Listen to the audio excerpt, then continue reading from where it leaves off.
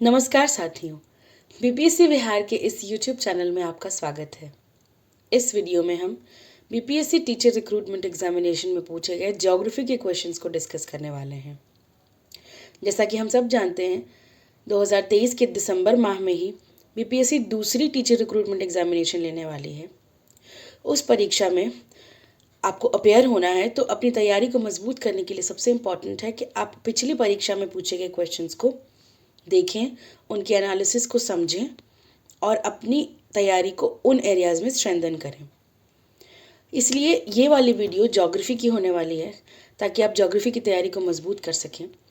ये video class 1 to 5 के लिए जो टीआरई हुआ था, उसकी फर्स्ट सिटिंग के क्वेश्चन पेपर में से लिए गए सिर्फ ज्योग्राफी के क्वेश्चन हैं इसमें।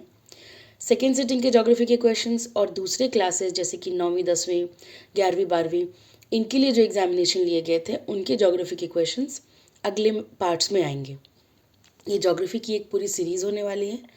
और दूसरे सब्जेक्ट्स के वीडियोस के एनालिसिस के लिए आप हमारे डिस्क्रिप्शन बॉक्स को चेक कर सकते हैं, उसमें प्लेलिस्ट की लिंक दी हुई होगी। आप चैनल पे विजिट करके और भी वीडियोस देख सकते हैं। बिहार पीसीएस द्वारा कंडक्ट किए गए दूसरे एग्जामिनेशंस का अलग अलग सब्जेक्ट्स का एनालिसिस वहाँ पे आपको मिल जाएगा। आप चैनल को सब्सक्राइब ज़रूर कर लीजिए, ताकि दूसरे पार्ट्स की नोटिफिकेशन आपको मिल सके। वीडियो पसंद आएगी तो लाइक करिएगा। कोई और आपकी रिक्वायरमेंट हो तो आप प्लीज़ उसको कमेंट में बता सकते हैं, कोई सजेशंस हो तो बता सकते हैं। Please continue watching this video and watch it till the end, तभी ये आपके लिए फ़ायदेमंद हो सकेगी। आइए हम अपनी ज्योग्राफी की डिस्कशन को शुरू करते हैं। ये पार्ट 1 है ज्योग्राफी सीरीज़ का, टीचर रिक्रूटमेंट एग्जामिनेशन वाली। So let us start. The very first question is, the best method to prevent flood is. Flood को प्रिवेंट करने का बेस्ट मेथड क्या है? ऑप्शन ए है ग्रेजिंग, बी है एफोरेस्टेशन, सी है डिफोरेस्टेशन और डी है more than one of the above, E है नन ऑफ द अबव। अब जैसा कि हम सब जानते हैं कि टीआरई में अभी भी 5 ऑप्शंस होते हैं, more than one and none of the above भी होता है। तो आपको ध्यान में रखना है कि क्वेश्चंस को, सारे ऑप्शंस को पढ़ते वक्त बहुत ध्यान से सिलेक्ट करना है। हो सकता है मल्टीपल ऑप्शन सही हो, उस केस में डी सही होगा। हो सकता है मल्टीपल ऑप्शंस गलत हों या सारे ही ऑप्शंस गलत हों, उसमें ई ऑप्शन सही होगा। तो आप प्लीज़ इस बात का ध्यान रखिएगा। बीपीएससी की सिविल सर्विसेज एग्जामिनेशन से तो ये वाला पैटर्न हटा दिया गया है, लेकिन टीआरई में अभी भी ये है। सो इट इज़ इम्पॉर्टेंट कि आप क्वेश्चंस के ऑप्शन को ध्यान से पढ़ें। आइए इस क्वेश्चन को सॉल्व करते हैं। ये काफ़ी बेसिक क्वेश्चन है कि फ्लड को प्रिवेंट करने का तरीका क्या है। तो grazing can never be, because इससे तो सारे पेड़ पौधे और घास फूस खत्म हो जाएंगी। तो जितना ज़्यादा सॉइल के ऊपर घास रहेगी, प्लांटेशन रहेगा, प्लांट्स रहेंगे, उतनी सॉइल स्ट्रॉन्ग रहेगी। तो जो फ्लड्स आते हैं उनके साथ मिट्टी का बहाव कम होगा। तो grazing is the wrong option. Afforestation is correct, because plant करने से ज़्यादा ट्रीज़ हमारी सॉइल जो है उसकी पकड़ मजबूत होती है, वो इरोड कम होगी पानी के बहाव के साथ, और फ्लड की सिचुएशन सिवियर कम हो सकती है। ठीक है। Deforestation of course it's not an option, इसलिए ऑप्शन डी और ई भी गलत हो जाते हैं। इस प्रश्न का सही जवाब है option B, afforestation, the best method to prevent flood. Moving to the next question, friends. Which of the following trees is worshipped by Mundas and Santhal of Chota Nagpur region? ये ट्राइबल एरिया से question है, but इसको बड़े अच्छे से geography के साथ integrate करके पूछा गया है। Now look at the approach that the BPSC is using. They are not asking the cliched question. वो ऐसे जो कन्वेंशनल सवाल आते हैं वैसे नहीं पूछ रहे हैं, तरीका अलग हो गया है, इसलिए आपको तैयारी अच्छे से करनी होगी। ज़रूरी हो जाता है PYQs को देखना, इसलिए आइए देखते हैं इसको। Which of the following trees is worshipped by Mundas and Santhals of Chota Nagpur region? Tribes के नाम दिए गए हैं, मुंडा एंड संथाल, क्योंकि ये ट्राइब्स बिहार में पाए जाते हैं, बिहार से लगे हुए छोटा नागपुर के पठार पे पाए जाते हैं, इसलिए ये रेलिवेंट है and this is very important. आप इन ट्राइब्स को अच्छे से करके जाइएगा। ऑप्शन ए है टैमरिंड यानी कि इमली, ऑप्शन बी है मैंगो यानी कि आम, ऑप्शन सी है कदम, कदम को कदम भी बोलते हैं, D more than one of the above, E none of the above. तो आम और इमली तो नहीं है। इस प्रश्न का सही जवाब है कदम। संथाल और मुंडा ट्राइब्स, छोटा नागपुर के पठार में रहने वाले, कदम की पूजा करते हैं। ठीक है, उनके लिए होली ट्री है, यहाँ पे रिचुअल्स परफॉर्म किए जाते हैं, इनके एनुअल फेस्टिवल्स होते हैं वहाँ पर। तो आपको ये पता होना चाहिए। इस प्रश्न का सही उत्तर है कदम। आगे बढ़ते हैं। Which of the following is grown during zaid season. अब हम सबको पता है कि फसलों के दो मेजर सीजन होते हैं, रबी और खरीफ। उसके बीच में जो समय बचता है उसको ज़ैद कहते हैं या ज़ैद। उसमें जो भी फसलें रोपी जाती हैं ज़्यादातर वो सब्जियां और फल होते हैं, और उनमें जो मेजरली ग्रो होता है उनके ऑप्शंस यहाँ पे दिए हैं। ऑप्शन ए है मस्कमेलन, बी है कुकम्बर, सी है watermelon, D none of the above, D more than one of the above, E none of the above. तो अगर आपने एनसीईआरटीज़ पढ़ी हुई है, एटलीस्ट 6th क्लास तक की भी कम से कम पढ़ी हुई है, तो ये आपको मिल जाएगा उसके अंदर मेंशन किया हुआ कि ज़ैद सीज़न में कौन से क्रॉप्स मेजरली उगाए जाते हैं, कौन सी सब्जियां फल उगाए जाते हैं। तो मस्क मेलन भी उगाया जाता है, खरबूजा हो गया, क्यूकम्बर हमारा खीरा ये भी उगाया जाता है, और वाटरमेलन तरबूज भी उगाया जाता है। तो इस प्रश्न का सही जवाब होगा दोस्तों मोर than one of the above, option D.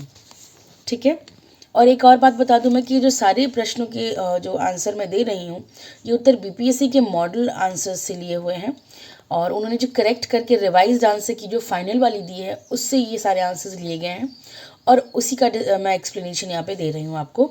सो आपको बिल्कुल भी चिंता करने की ज़रूरत नहीं है कि इनके जवाब कहाँ तक सही होंगे कहाँ तक गलत होंगे इस वीडियो में। आइए आगे देखते हैं अगला प्रश्न। Which of the following statement is true regarding earthquakes. Earthquakes को लेकर के इसमें से कौन सी चीज़ सही है। ठीक है, तो ऑप्शन ए है पी वेव्स, माफ करिएगा थोड़ा सा ग्लिच हो रहा है। ऑप्शन ए है P waves are transfer waves. Option B है the place on the surface above the focus is called epicentre. Option C है studying animal behavior is one of the methods of prediction of earthquakes adopted by local people. D है more than one and E है none of the above. अब अगर हम earthquakes की बात करें तो दो मेजर वेव्स होती हैं, पी वेव्स और एस वेव्स। अगर आपने पढ़ा होगा एनसीईआरटीज़ के अंदर, ये बेसिक में आता है। पी वेव्स जो होती है प्राइमरी वेव्स होती हैं, they are the first one to reach the surface of earth. ठीक है, एंड एस वेव जो होती है सेकेंडरी वेव्स होती हैं, ये दूसरी वेव्स होती है second one to reach the surface. तो पी वेव्स और एस वेव्स की नेचर का बेसिक डिफरेंस ये है कि पी वेव सबसे पहले इसलिए पहुंचती हैं क्योंकि ये लॉन्गिट्यूडनल होती हैं। लॉन्गिट्यूडनल वेव्स जो होते हैं वो बहुत फास्ट ट्रैवल करते हैं, उनके फास्ट ट्रैवल करने की वजह से ही वो जल्दी पहुंच जाती हैं।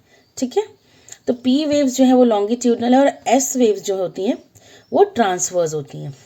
तो इसमें जो पहला ऑप्शन दिया हुआ है ये गलत है। ठीक है, पी वेव्स जो है वो ट्रांसवर्स नहीं है, ये लॉन्गिट्यूडनल वेव्स हैं। सेकेंड ऑप्शन है the place on the surface above the focus is called the epicentre.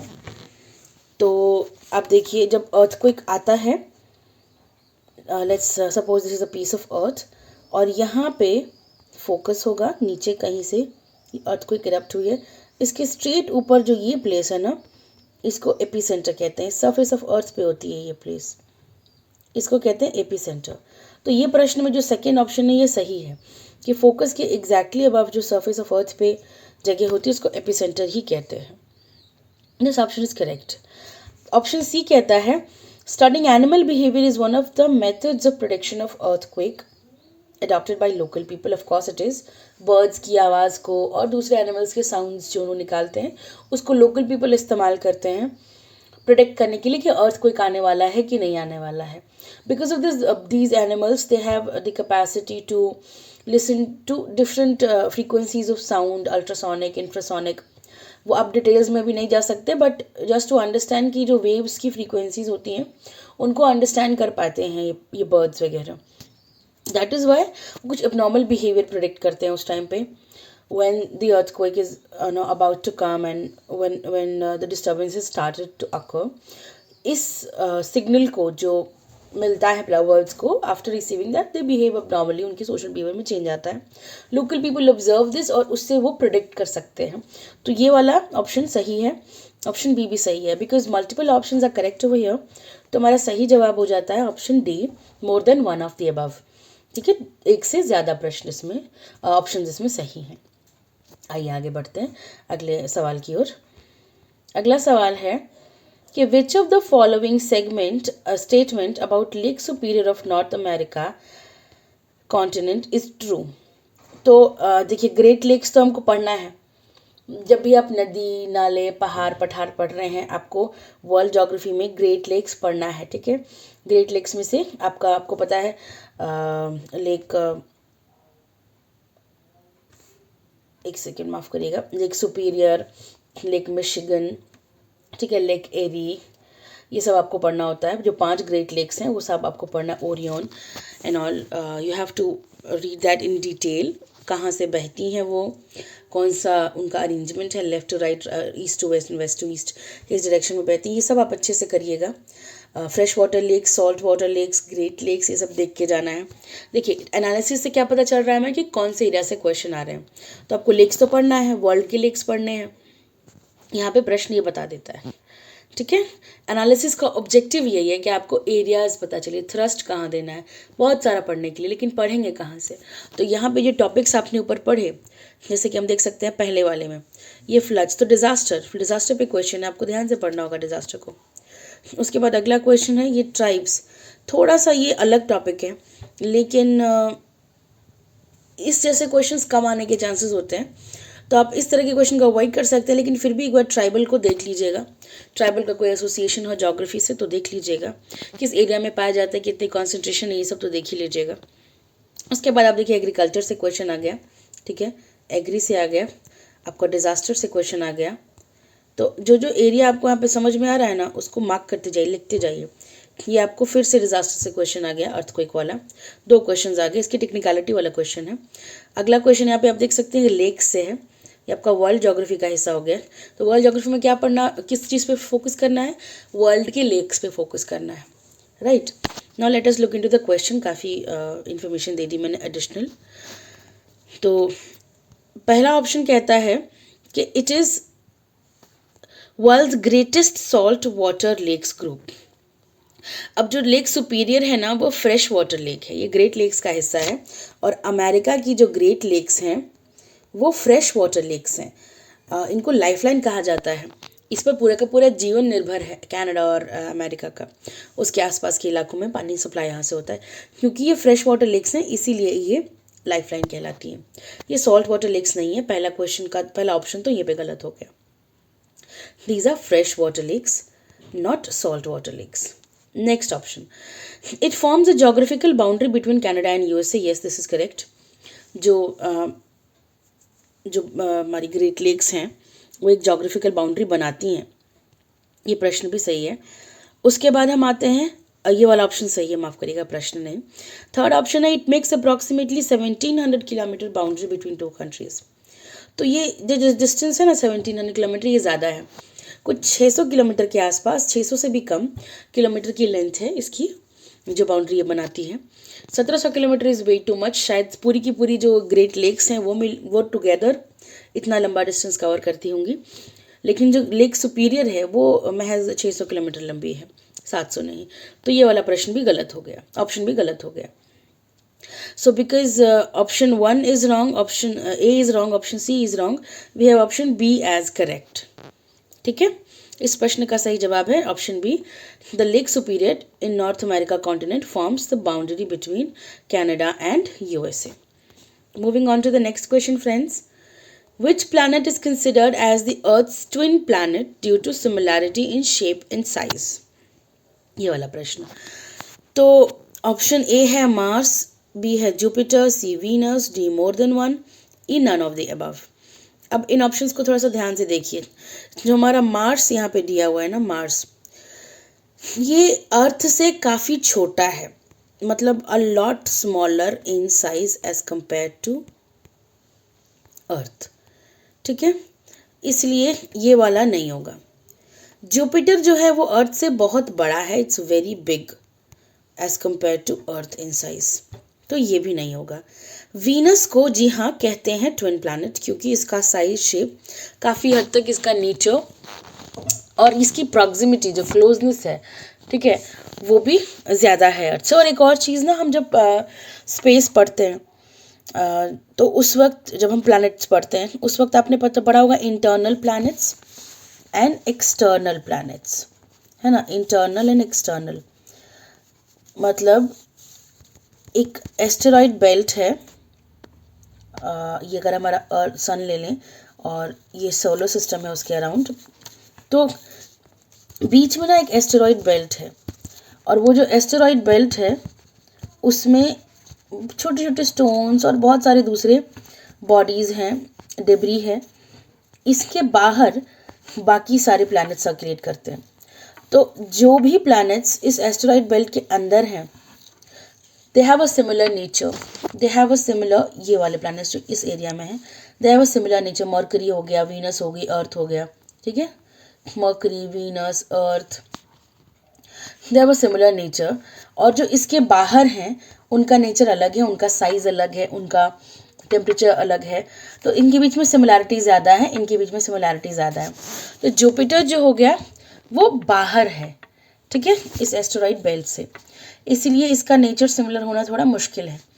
और Venus it is the closest to earth, और तो और उसका साइज भी सिमिलर है, छोटा, ऑलमोस्ट उतना ही बड़ा है जितना अर्थ है, इसलिए similarity in shape and size के मामले में Venus is going to be the correct answer here. एक और एरिया पता चल गया आपको, प्लैनेट्स को पढ़ना है, ठीक है, ज्योग्राफी की एनसीईआरटी में कवर्ड है ये, अगर आप 6th to 10th की एनसीईआरटी उठाते हैं आपको आराम से मिल जाएगा ये। आगे बढ़ते हैं। Which of the following countries forms a part of Amazon River Basin? Amazon नदी साउथ अमेरिका में बहती है, स्पेसिफिकली बोला जाए तो ब्राज़ील में, बट वो और भी कंट्रीज से होकर के गुजरती है, उसकी ट्रिब्यूटरीज और भी कंट्रीज से होकर के गुजरती हैं, ठीक है। प्रश्न के ऑप्शंस देखते हैं। ऑप्शन ए है अर्जेंटीना, बी है Chile, C Venezuela, D more and E none होगा। तो अगर आपको नॉर्थ अमेरिका का थोड़ा बहुत भी नक्शा याद है, इस तरह का कुछ, तो यहाँ पे ये बड़ा सा ब्राज़ील है। अमेज़न नदी, माफ़ करिएगा ये प्रिसाइज नहीं था, तो अगर हम नॉर्थ अमेरिका को बनाने की कोशिश करें, अमेज़न नदी इस डायरेक्शन में बहती है, मोस्टली ब्राज़ील के अंदर, ठीक है, ये ब्राज़ील के अंदर ही। लेकिन कुछ और कंट्रीज़ हैं जहाँ पे इनकी ट्रिब्यूटरीज, अमेज़न रिवर में आने वाली ट्रिब्यूटरीज जो है वो आती हैं और अमेज़न रिवर को फॉर्म करती हैं, जैसे हमारी गंगा, उसमें कोसी, सोन, यमुना, कितनी सारी ट्रिब्यूटरीज हैं जो कि गंगा को फॉर्म करती हैं। सिमिलरली अमेज़न रिवर को भी बहुत सारी ट्रिब्यूटरीज सप्लाई करती हैं वाटर। तो यहाँ पर जो ऑप्शंस दिए हुए हैं ना, उसमें अर्जेंटीना और चिली, अर्जेंटीना यहाँ है डाउन साउथ और चिली यहाँ है, ठीक है। तो ये क्योंकि बहुत साउथ है as compare to the direction in which this river is flowing, इसलिए ऑप्शन नहीं होंगे, क्योंकि यहाँ पर ये जो एरिया देख रहे हैं यहाँ पे कंट्रीब्यूशन, क्योंकि ये जो एरिया देख रहे हैं यहाँ पे कंट्रीब्यूशन हमें देखना होगा। तो नॉर्थ अमेरिका में जो कंट्रीज़ लाई कर रहे होंगे उनका चांस है कि एक बार को वो अमेज़न रिवर की ट्रिब्यूटरीज हो सकती हैं, अमेज़न रिवर बेसिन का पार्ट हो सकती हैं वहाँ पर। तो वेनेजुएला जो है वो समवेयर अराउंड हियर लोकेटेड है। I can not be that precise with this rough map, but you just understand कि चिली और अर्जेंटीना जो है ना, ये चिली है, ये अर्जेंटीना है, ये बहुत साउथ में है, इसका अमेज़न रिवर बेसिन से कोई लेना देना नहीं है। Venezuela is somewhere around here, तो वेनेजुएला इज़ अ पार्ट, ठीक है, यहाँ से नदियाँ आकर ड्रेन करती हैं अमेज़न रिवर को। So this is the correct option, option C, Venezuela is a part of it. अगला प्रश्न देखते हैं फ्रेंड्स। क्वेश्चन 55 है ये उस क्वेश्चन पेपर का। ये कहता है कि which of the following is correct sequence of layer of atmosphere starting from the earth surface. अब अगला क्वेश्चन आ गया एटमॉस्फेयर से। एटमॉस्फेयर से ज़्यादा ये पूछ लेते हैं कि लेयर्स वगैरह के बारे में, ओजोन कहाँ पाया जाता है, ये सब। फिर से इस बार प्रश्न देखते हैं, लेयर्स वाला ही है।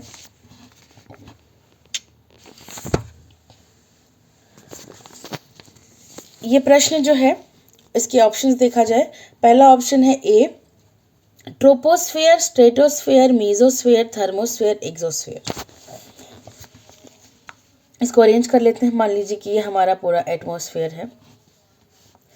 सबसे नीचे ट्रोपोस्फेयर, स्ट्रेटोस्फेयर, मेसोस्फेयर, थर्मोस्फेयर। तो पहला वाला जो है ये तो सेम क्रोनोलॉजी बता रहा है।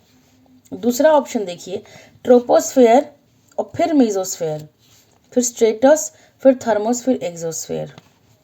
तो ये वाला ऑप्शन जो है ये सही नहीं है, ये गलत क्रोनोलॉजी दी हुई है। ऑप्शन सी से troposphere, mesosphere, troposphere, mesosphere, thermosphere, stratosphere, exosphere. ये भी गलत है। स्ट्रेटोस्फेयर सेकेंड लेयर है, थर्मोस्फेयर थर्ड लेयर है।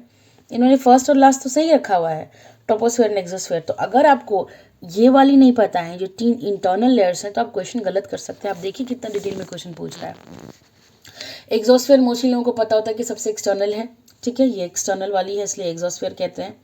ट्रोपोस्फेयर फर्स्ट लेयर है, ये भी हम लोग को पता रहता है, लेकिन हम लोग गड़बड़ाते हैं कहाँ पे कि ये स्ट्रेटोस्फेयर कौन सा जगह पे होगा, सेकंड पोजीशन पे है कि थर्ड वाला है, मेसोस्फेयर कौन सा वाला है।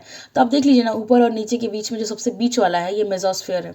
मेसोस्फेयर से नीचे मतलब सेकंड नंबर पे स्ट्रेटोस्फेयर आता है, और जो एक्सोस्फेयर के इंटरनल वाले थर्मोस्फेयर होता है। अब इसको डिटेल में चाहे तो पढ़ सकते हैं, पढ़ना भी चाहिए कि टेम्परेचर ग्रेडियंट कैसा है, कौन सा वाला लेयर गर्म है, कौन सा वाला लेयर ठंडा है, देख लीजिएगा वो ध्यान से। बट इस अभी क्वेश्चन के हिसाब से देखा जाए तो ऑप्शन ए करेक्ट है। ये दोनों गलत अरेंजमेंट्स हैं उनकी, मैंने आपको अरेंजमेंट्स दिखा ही दी थी, ठीक है। ऑप्शन ए इज करेक्ट, और डी और ई होने का सवाल नहीं उठता है। आइए अगला प्रश्न देखते हैं। अगला प्रश्न कहता है, the correct pair of local name of shifting agriculture and related country is. तो शिफ्टिंग एग्रीकल्चर का करेक्ट पेयर क्या है, मतलब उनके नामों का। लोकल नेम्स दिए गए हैं शिफ्टिंग एग्रीकल्चर को, ठीक है। कहीं झूमिंग कहते हैं, कहीं मिल्पा, कहीं चेना, कहीं लडांग। तो हमको इनके नामों को जानना ज़रूरी है कि कहाँ पे क्या कहा जाता है। तो एक बार देख लीजिए कि ये जो चेना नाम है, ऑप्शन ए दिया हुआ है चेना बांग्लादेश, ये सही है। बांग्लादेश और श्रीलंका इन दोनों जगहों पे चेना कहते हैं, ठीक है, बांग्लादेश और श्रीलंका दोनों में। तो ये तो सही लग रहा है। मिल्पा जो है रोडेशिया और जिम्बाब्वे, ये गलत है। मिल्पा जो है वो मेक्सिको में नाम है इसका, ठीक है, ये ऑप्शन वन गलत है। फिर आते हैं लडांग, मलेशिया, ये फिलीपींस में कहा जाता है, मलेशिया में नहीं, फिलीपींस में कहते हैं लडांग इसको, फिलीपींस, ठीक है।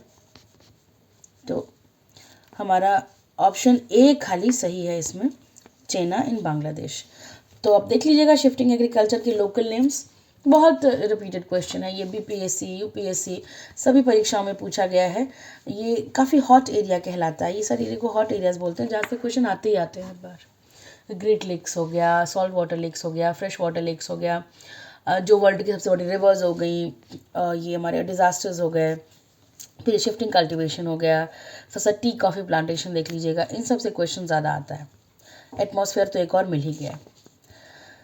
अब आइए 57th देखते हैं। ये सवाल है, what would be the time at 30 degree east of Greenwich if it is 12 noon at Greenwich. अब देखिए क्या है ना कि अगर आपको मैथमेटिक्स थोड़ी सी आती है और थोड़ा सा आप ये फिज़िकल ज्योग्राफी समझते हैं, साइंस समझते हैं, ये क्वेश्चन वहाँ पे बना सकते थे। तो हमारी जो ग्लोब है ना, इसमें लॉन्गिट्यूड ऐसे बनी हुई है, और हर डिग्री लॉन्गिट्यूड पे 1 डिग्री लॉन्गिट्यूड जो है ना वो 4 मिनट्स के बराबर है। मतलब हमारी अर्थ को 1 डिग्री मूव करने में 4 मिनट लग जाते हैं। तो आप खुद देख लीजिए कि कितना डिग्री यहाँ पे मूव हो रहा है और कितना टाइम लगना चाहिए, ये कैलकुलेट ऐसे करना है। तो ग्रीनविच तो है 0 डिग्री पे, और ये बात हो रही है 30 डिग्री की, तो कितना मूव किया, 30 डिग्री मूव किया, और 1 डिग्री मूव करने के लिए 4 मिनट लग जाता है। तो 30 गुणा 4 कितना हो गया, 120 मिनट। अब 120 मिनट बोले तो 2 घंटा हो गया, 120 मिनट 60 मिनट का 1 घंटा, तो ये 2 आवर्स हो गए। अब 12 नून से कंपेयर करना है कि ग्रीनविच पे 12 दोपहर का 12 बज रहा है, तो आप बताइए कि 30 डिग्री इस पे क्या होगा। तो दोपहर के बाद तो शाम के है ना, शाम के 12 बजेंगे या पीएम वाला 12 बजेगा, तो सॉरी पीएम वाला टाइम होगा, तो 12 नून के बाद हमको पीएम वाला टाइम देखना है। एम वाला ऑप्शन गलत हो गया। पहली चीज़ तो आपका ऑप्शन ऐसे ही सॉल्व हो जाता है, यहाँ पे एम वाला तो होगा नहीं, क्योंकि अर्थ के मूवमेंट के हिसाब से हमको पता है ना, it moves from west to east, तो जो ईस्टवर्ड आ रहा है 30 डिग्री ईस्ट आ रहा है ना, तो पीएम होगा, एम तो होगा नहीं। तो माफ़ करिएगा, इसका ये एम वाला ऑप्शन तो गलत हो गया। 1 PM होगा नहीं, क्योंकि 1 आवर नहीं, उसको 2 घंटा लग रहा है, तो सही आंसर रहेगा 2 PM। ये बहुत सिंपल कैलकुलेशन है, बस एक जगह कहीं लिख लीजिए अगर याद नहीं है, कि 1 डिग्री क्रॉस करने में 4 मिनट लगते हैं। तो इससे आपको जितने भी क्वेश्चन इस पैटर्न में पूछे जाएंगे आप बना सकते हैं। ठीक है, आइए नेक्स्ट क्वेश्चन देखते हैं friends. What are the main mineral constituents of oceanic crust. अब देखिए, हमारी जो ये पूरी अर्थ है ना, इसमें कहीं पे तो कॉन्टिनेंट्स हैं, कहीं पे तो समंदर है। तो ये जो समंदर है और कॉन्टिनेंट्स हैं, ये बना है अलग अलग टाइप ऑफ क्रस्ट से। हमारी धरती की क्रस्ट तो एक ही जैसी है, लेकिन कहीं पे नदियां हैं, कहीं पे ओशंस हैं, कहीं पे प्लेट्यूज हैं, कहीं पे माउंटेन्स हैं। तो इन सब के जो क्रस्टल कॉन्फ़िगरेशन है, इसमें डिफरेंस होने की वजह से ये अलग अलग टेरेन बना है।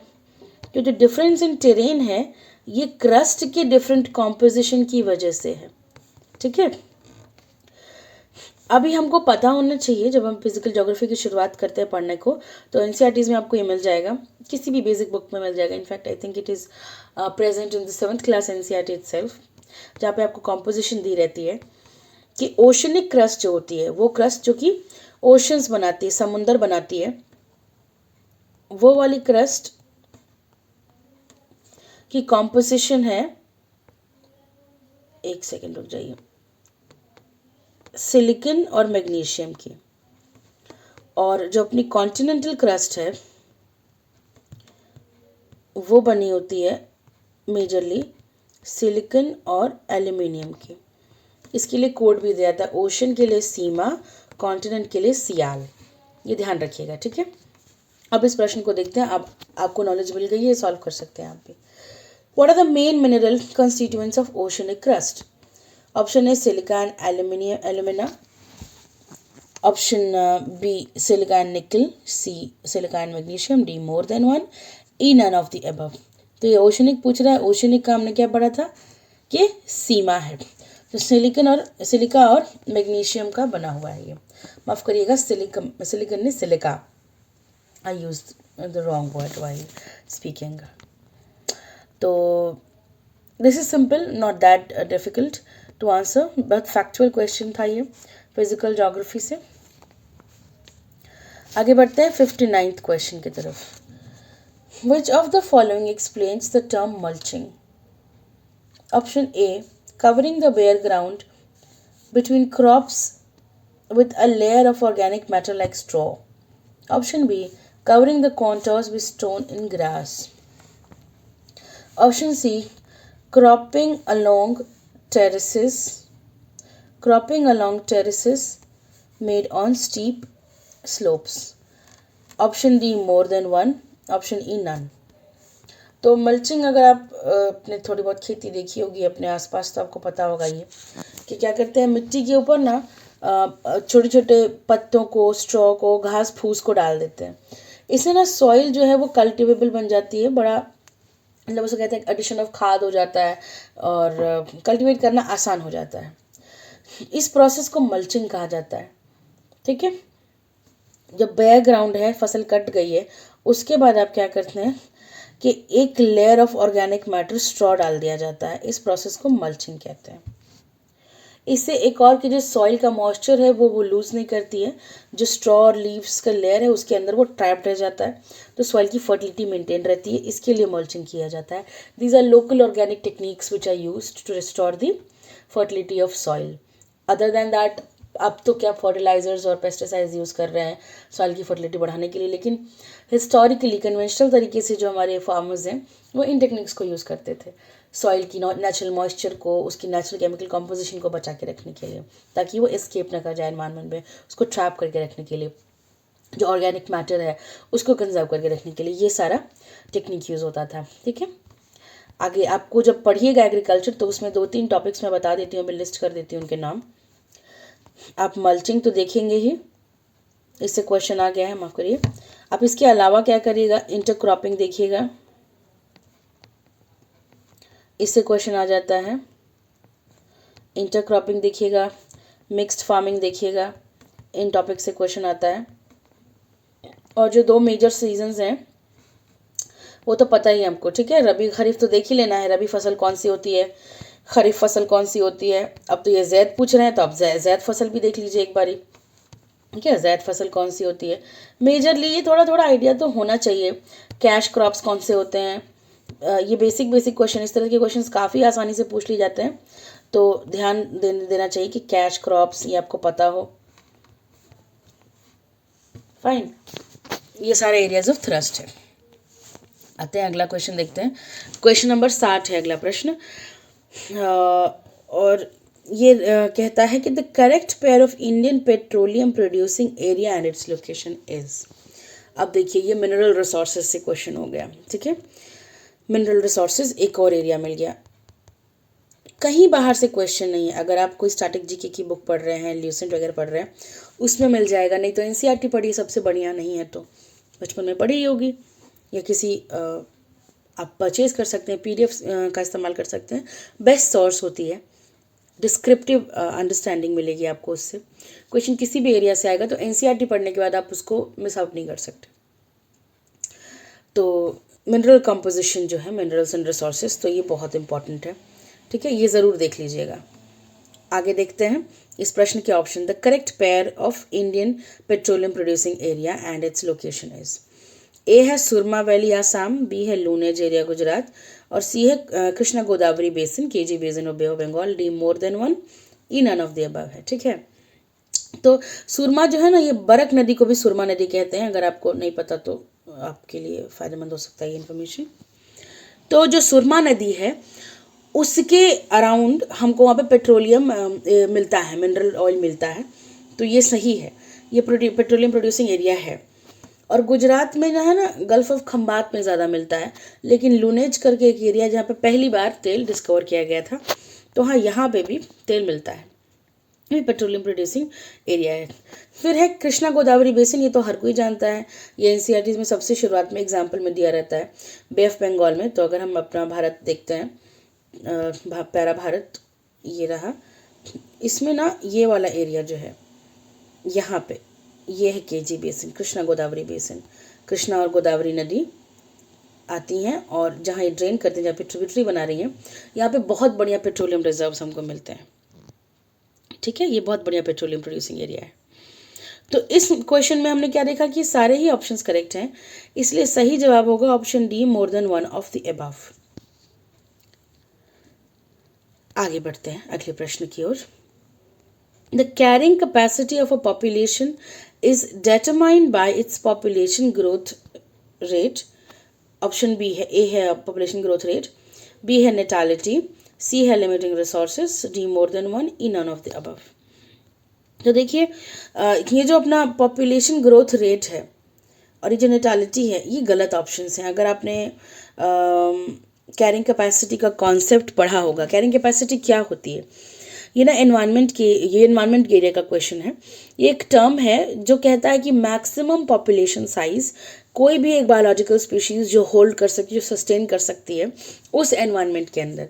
तो अगर आप मान लीजिए कि कोई फॉरेस्ट एरिया है, या कोई ग्रास लैंड है, या कोई शहर ही हो गया, ठीक है, कोई भी एक आप इन्वायरमेंट ले लीजिए, उसमें बायोलॉजिकल स्पीसीज जो भी वहाँ पे एग्जिस्ट करती हैं, उनका मैक्सिमम कितना पॉपुलेशन सस्टेन हो सकता है, जितने रिसोर्सेज वहाँ पर हैं उनके अंदर ही, जैसे कि फूड जितना है, हैबिटेट की कितनी वहाँ पे अवेलेबिलिटी है, और दूसरे रिसोर्सेज जिसकी ज़रूरत होती है किसी भी लिविंग ऑर्गेनिज्म को रहने के लिए, पानी जैसे हो गया, तो ये सब कितना है इस पर डिपेंड करता है। ठीक है, ये सब रिसोर्सेज के ऊपर डिपेंड करता है। तो यहाँ पे क्वेश्चन का जो आंसर है वो लिमिटिंग रिसोर्सेज है, मतलब किसी भी एरिया में रिसोर्सेज कितने लिमिटिंग हैं उससे डिपेंड करता है उसकी कैरिंग कैपेसिटी क्या होगी उसके पॉपुलेशन की। ठीक है, हम एक कर्व बनाते हैं, ये हो गया पॉपुलेशन का साइज और ये हो गया टाइम। जो कैरिंग कैपेसिटी वाला कर्व है वो ऐसा ऐसा आता है कि पॉपुलेशन जो है एक समय तक बढ़ेगी, उसके बाद ये हो गया आपका लिमिटिंग रिसोर्सेज कि खाना पानी रहने सहने की जगह जो हुई, हमारे हैबिटेट जो हुआ, उसकी एक लिमिट है, उसके बियॉन्ड पॉपुलेशन जो है क्रॉस करके नहीं जा सकती, ये नहीं हो सकता है। एक जगह पे आकर के पॉपुलेशन लिमिट हो जाती है, इसको कहते हैं कैरिंग कैपेसिटी एनवायरनमेंट का। यही उसकी कैरी करने की क्षमता है उस एनवायरनमेंट की, इसके बियॉन्ड नहीं पॉपुलेशन ग्रो करेगी। और वो क्षमता डिपेंड होती है रिसोर्सेज पे। लिमिटिंग रिसोर्सेज मतलब वो रिसोर्सेज जो कि कम अवेलेबल हैं, वो जिनके लिए फाइट बहुत ज़्यादा है। फाइन, तो करेक्ट आंसर इज हियर। सबसे इंपॉर्टेंट फूड शेल्टर हो जाता है उसमें, वाटर हो जाता है उसमें। आज के टर्म्स में मॉडर्न इंडस्ट्रियल सोसाइटी में it is rather more diversified. आपके लिमिटिंग रिसोर्सेज बहुत सारे हैं, but I think environment and good environment is the most important one, क्योंकि आजकल हम देख रहे हैं पोल्यूशन और दूसरे इश्यूज जो है वो लिमिटिंग रिसोर्सेज बन रहे हैं, because people are ready to live in any conditions. आप उनको पानी की दिक्कत दे दो, खाने की दिक्कत हो जाएगी, they still will survive. But अगर वहाँ का पर्यावरण इतना दूषित है कि वहाँ पे आप जी नहीं सकते, तो that is going to become a factor जो कि कैरिंग कैपेसिटी को कंट्रोल करेगा कि इससे ज़्यादा कैरिंग कैपेसिटी नहीं है। एग्जाम्पल हम दिल्ली का ले सकते हैं, मुंबई का ले सकते हैं, पटना जैसे ज़िले ले सकते हैं बिहार के हमारे, जिनकी कैपेसिटी अब ख़त्म हो चुकी है और पॉपुलेशन रखने की, बट और लोग वहाँ पे आते ही जा रहे हैं। उसको कैसे एनवायरनमेंट शो कर रहा है? एनवायरनमेंट शो कर रहा है एक्सेसिव एयर पोल्यूशन से, वाटर पोल्यूशन से, पुअर हेल्थ कंडीशन से जो वहाँ पर आ रही है। तो इस कॉन्सेप्ट को थोड़ा सा अच्छे से देखिएगा, ये मैल्थस की थ्योरी के ऊपर बेस्ड है। एनवायरनमेंट में आ जाएगा, आपको 10th की एनसीईआरटी में एनवायरनमेंट वाला चैप्टर पढ़ेंगे ना, उसमें आ जाएगा ये क्वेश्चन, उस वाले हिस्से से है। आगे आगे बढ़ते हैं, ये लास्ट क्वेश्चन है ये फर्स्ट सिटिंग वाले क्लास 1 to 5 के एग्जाम का। क्वेश्चन कहता है कि energy sources that do not increase the carbon emissions include. Carbon emissions मतलब वो जो प्रदूषण ना करे, एफ्लुएंट्स ना रिलीज करे, वो कौन सा एनर्जी रिसोर्स है? मतलब ये लोग पूछ रहे हैं क्लीन सोर्सेज ऑफ एनर्जी के बारे में, मतलब कि रिन्यूएबल सोर्सेज ऑफ एनर्जी के बारे में। रिन्यूएबल सोर्सेज ऑफ एनर्जी ना हमारे क्लीन सोर्सेज ऑफ एनर्जी हैं, इनसे गंदगी नहीं आती पर्यावरण में, कार्बन एमिशंस नहीं होते। पहला ऑप्शन है ए है सोलर सेल्स। जी बिल्कुल, सोलर सेल्स जिससे सोलर एनर्जी बनती है वो क्लीन सोर्सेज हैं। बी हो गया विंड मिल्स, ये एयर से बिजली बनाता है। अब विंड मिल्स तो पता ही होगा आप लोगों को, बचपन में पढ़े होंगे। फिर हो गया न्यूक्लियर पावर प्लांट, ये न्यूक्लियर एनर्जी का इस्तेमाल करके बिजली बनाते हैं। इन तीनों ही तरीकों में बात यह है ना कि एमिशंस नहीं होते, एमिशंस होती है थर्मल एनर्जी में, जो कि सबसे पल्यूटिंग एनर्जी सोर्स है। इसलिए इसको आजकल देख रहे हैं कि डिक्रीज़ किया जा रहा है और इन तीनों पर ही पल दिया जा रहा है।